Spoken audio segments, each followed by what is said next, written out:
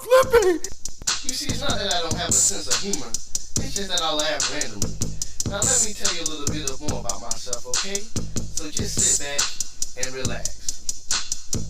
Alright? You see, Willard is my name. That is who I is. Even though I'm Willard, you can call me Popadibs. I really like to talk and I really love to eat. I even name my username after a chocolate treat. If you like my channel, then sit back and listen. And if you truly love me, you bring me your piece of chicken.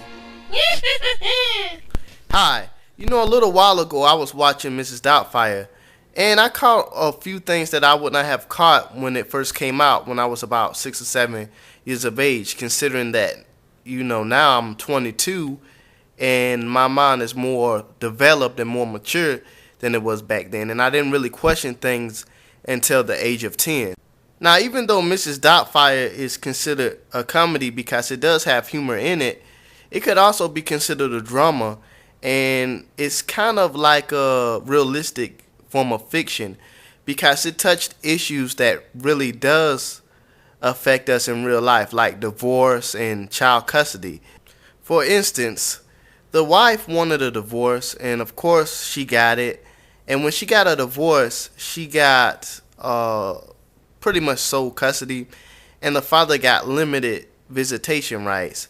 And in order for him to get more custody, he had to really prove himself. He had to get a job and, do some things to show that he was a responsible parent. I mean, he had a lot of requirements because in the movie, if you remember, the mother was responsible and she, had a career and she had things going for herself that in the movie the father did not have.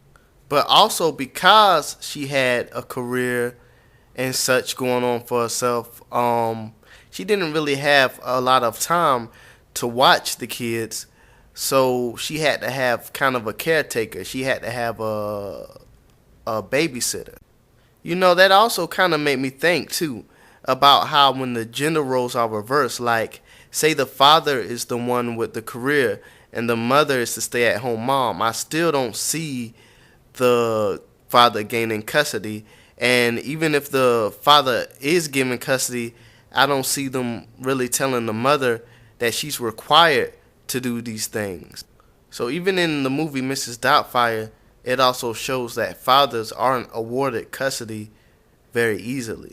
Even though the father showed that he really wanted to be a part of his kids' lives, the mother deliberately kept him out of his kids' lives. Or at least she tried to until he pretended to be something that he wasn't. Now, I consider Mrs. Doubtfire a classic of a movie, but, noticing the little things that I didn't notice before, it's kind of like, they tried to make him change so much of what he was. Basically, he had to become something that he wasn't in order to have something that he wanted.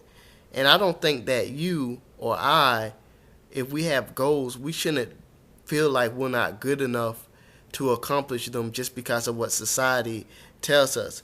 Sometimes society tells us that we're not good enough. Society, in other words, other people tell us all the reasons why we're not good enough to have custody or to accomplish our goals or to start a business or to improve our lives or improve ourselves in any way.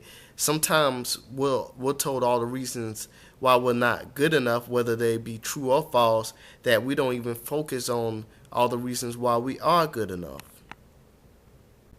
So even though Mrs. Doubtfire was a movie, unlike Mrs. Doubtfire, you don't have to change who you are to accomplish your goals. I don't have to change who I am to achieve my ambitions. We do not have to change who we are. We can improve ourselves, but we don't have to overhaul who we are. Everybody has something to offer different from everybody else. We all have, something that no one else has. We're all different. So forget about what society tells you and start evaluating yourself. Forget about what other people tell you you should do.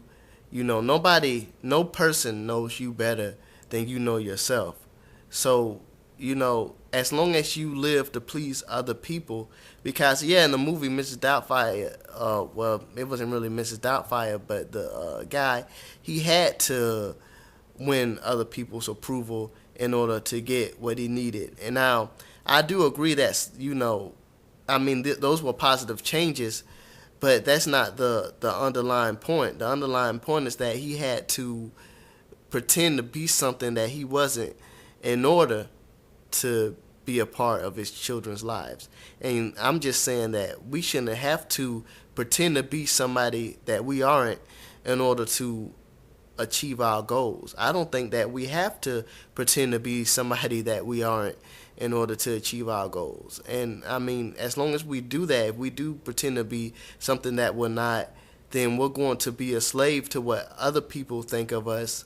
And as long as we are too concerned with what other people think of us, then we're going to get to the point where, our actions, our thoughts, the way we feel about ourselves will all be controlled and manipulated by what other people think of us. So if you take nothing else from this video, then at least take that, okay, obviously there's always room for improvement because none of us are perfect. But you shouldn't have to change who you are. Don't ever feel that you're not good enough just because of what other people tell you. I mean, of course, we can always improve. We can always embellish. But never feel like you're not good enough. Because no matter how good you get, sometimes you're going to be told that you're just not good enough. But hey, just because somebody tells you something doesn't make it true. Unless, of course, it's over the internet. Because everything on the internet is true. So until next time, take care. Peace.